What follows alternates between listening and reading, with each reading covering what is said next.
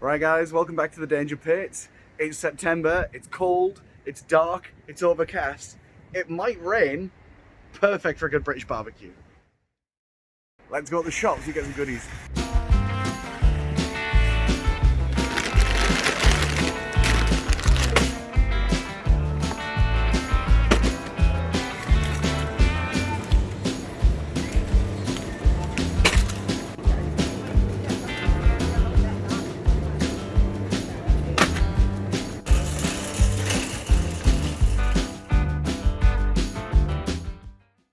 So recently, a lot of you guys have been getting in touch and asking me what kind of smokers I use, what kind of barbecues I use, and a couple of people have asked a really interesting question.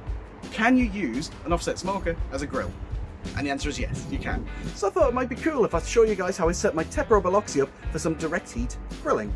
I'm going to go over a couple of grilling basics with you guys, so how to get the fire started, how to know when your coal bed's ready to cook on, we're going to cook some burgers and some sausages together, and we'll have ourselves a nice British barbecue. So first things first, let me show you how we set up the briquettes inside the cook chamber, how we get our firelighters in there, and let's get this fire started. Take your grill grates off. We're going to lay our briquettes across here, just in case you're wondering what the axe is for. So you're going to set a few briquettes up across the bottom. We're going to take a couple of these waxy tumbleweed fire starters, stick about 3 in there. We're going to lay a few more briquettes around it. Want to make sure that the fire's still got enough room to breathe. So consider the fire triangle. We've got fuel in the form of the briquettes, we've got oxygen in the form of this very windy day that we're having, and we've got heat in the form of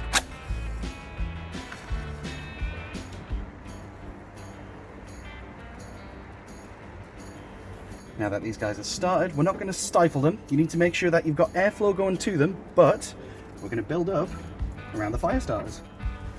And now we wait. So that's all there is to it. I used about half of my bag of my briquettes, and we talk about how time is one of the most important ingredients in barbecue, and that's very true when grilling. It's going to be around about half an hour before these coals are rashed over and ready to go, but we'll go into a bit more detail about that in a moment. So there's a bunch of different kinds of fuels you can use. It's worth mentioning today, I bought briquettes because briquettes were what we had in Tesco when I went. I usually prefer using lump wood, but briquettes are absolutely fine. Briquettes, lump wood, they're both smokeless forms of coal. They both work great for grilling. Fire's away, and it really looks like it's going to rain soon. But in true British spirit, we're not going to let that slow us down at all. So we're about 15 minutes in, and you can see the 3 locations where we had the fire starters. All of the coal around it started to catch, and now that catch is going to spread out. This will be ready when this white ashed over area is the entire charcoal bed. So to help it along a little bit, we're going to pile it up a little bit in the middle. Because the nature of heat, it rises. We want a nice peak here, so it's as efficient as possible getting the heat through the rest of the coal bed. Okay, so the coals are mostly white now, so we're ready to spread them out just a little bit. Get our grates back on. Okay, so we're set up and ready to go. So we've got hot spot across the middle where we'll do our cooking. We've got cool spots at the side if something's cooking too fast and we need to move it off. Now the rule of thumb, you can tell your barbecue's ready. You can hold your hand over it 3 seconds before it starts to hurt. One of the cool things with the Biloxi is you can take this coal bed and raise it up a little bit. Right, we'll get some sausages on the go, get some burgers on. So because it's a bit dark and a bit rainy, I've got the light on, but how cool does this look with the light off? Yeah. Anyway, these are ready for a turn.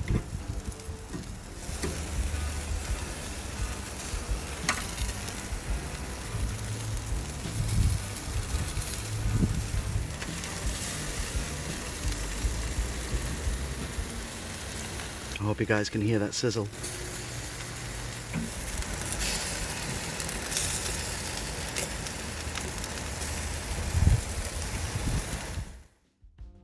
Right, we're doing burgers, we might as well get some ches on there.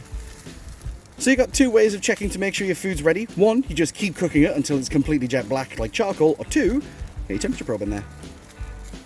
We're looking to make sure these are above 75 degrees, which they are. These are ready, let's eat!